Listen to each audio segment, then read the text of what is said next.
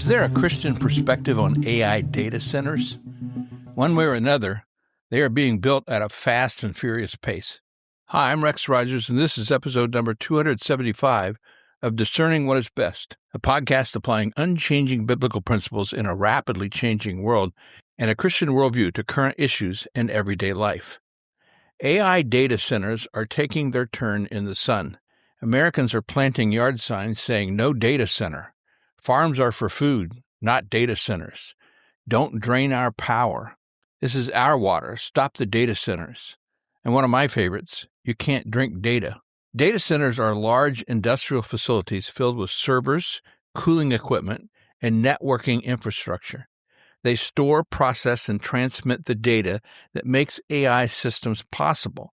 These facilities are among the most resource-intensive developments being built today. In many states, they receive generous tax abatements, discounted utility rates, and expedited zoning approvals. Yet once built, they employ very few local workers compared to the scale of land and resources they consume, leaving communities with long-term costs and limited benefits. The U.S. currently has over 3,000 operational data centers, with more than 1,500 new facilities in various stages of development nationwide. The survey also found that 38% of Americans live within 5 miles of at least one operational data center. NIMBY is at work, not in my backyard. A Gallup survey conducted in March 2026 found that 71% of Americans oppose AI data centers in their local area, including nearly half who strongly oppose them, a figure that now exceeds opposition to nuclear power plants. More than 188 organized groups in 40 states have formed to contest these projects. The pushback is rooted in something concrete. AI may feel weightless and invisible, but its infrastructure is intensely physical. According to a 2024 Lawrence Berkeley National Laboratory report, American data centers already consume 4.4% of all electricity generated in the United States, with that figure potentially reaching 12% in 2028. New hyperscale facilities can carry power demands equivalent to hundreds of thousands of homes. Cooling systems require billions of gallons of water annually. Transmission corridors, industrial-scale backup generators, and expanded substations follow close behind. In July 2026, Texas Governor Greg Abbott called for a ban on new AI data centers in his state. He said any AI data center even thinking about coming here, they've got to bring their own money, bring their own power, reuse their own water, and do it in a way that reduces the cost of electricity for residents across our state. Now, applying a Christian worldview to artificial intelligence often focuses on abstract software, algorithms, deepfake, or machine consciousness. However, a holistic Christian worldview must also confront the physical reality of AI, the massive data centers that power these digital systems. Scriptural principles of creation care, neighborly love, and opposition to idolatry directly apply to the concrete steel and energy demands of AI infrastructure. The book of Genesis tasks humanity with cultivating and keeping the earth. Some people believe that AI data centers challenge this mandate through unprecedented use of resource consumption. Christians concerned with creation care question the sustainability of electricity and water usage and its impact on local utility bills for families. Believers must ask whether the rapid expansion of these energy-hungry hubs constitutes faithful stewardship, opportunities for genuine beneficial progress, reckless exploitation of creation, or simply a chance to maximize greed. Another consideration. Jesus commanded believers to love their neighbors as themselves. In the context of data centers, this love becomes highly localized. Data centers tend to be built near residential communities, straining local power grids, possibly driving up utility costs and depleting shared water tables. Noise pollution from massive cooling fans arguably can lower the quality of life for nearby residents. New data center proposals sometimes arrive at government offices amidst cloak-and-dagger techniques vis-a-vis the public. For example, across the country, data center projects are routinely introduced under code names, shell corporations, or generic project titles. Non-disclosure agreements often limit what local officials and residents can know or share during the approval process. By the time the communities understand who is building the facility and what it will demand in terms of water, power, and land, decisions have already been made.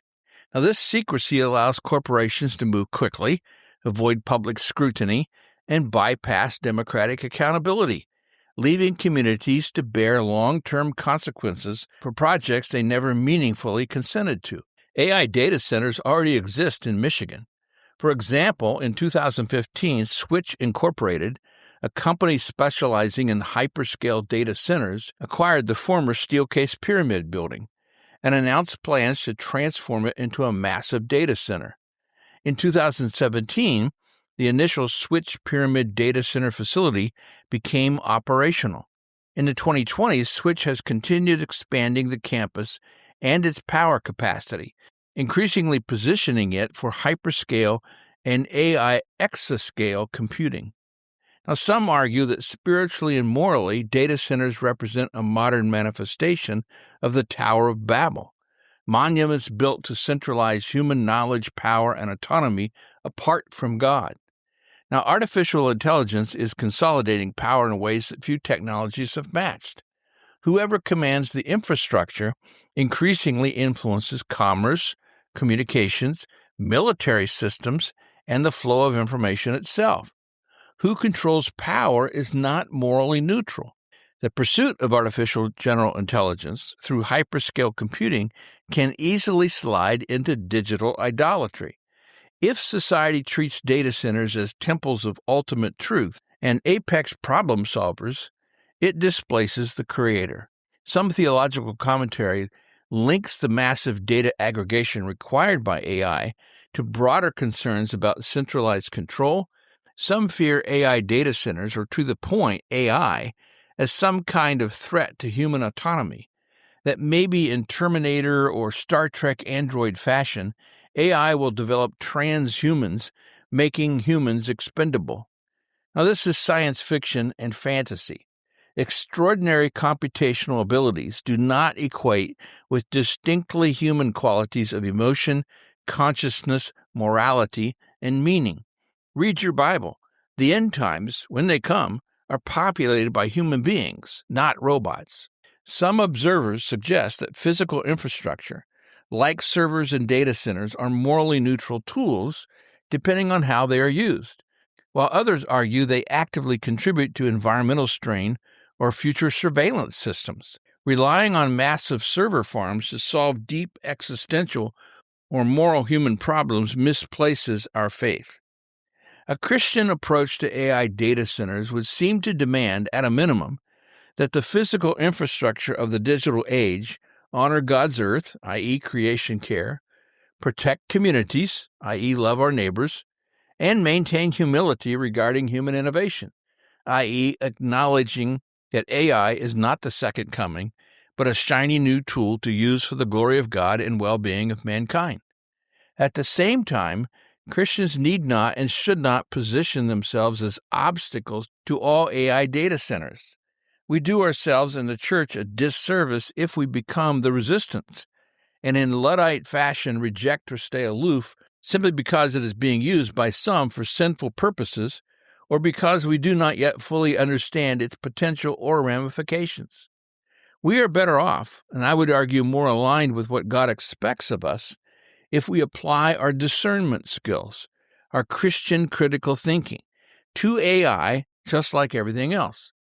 Determine what we should use, how, and why. Harness the blessing of this new technology for the proclamation of the Lordship of Christ throughout the earth. Well, we'll see you again soon.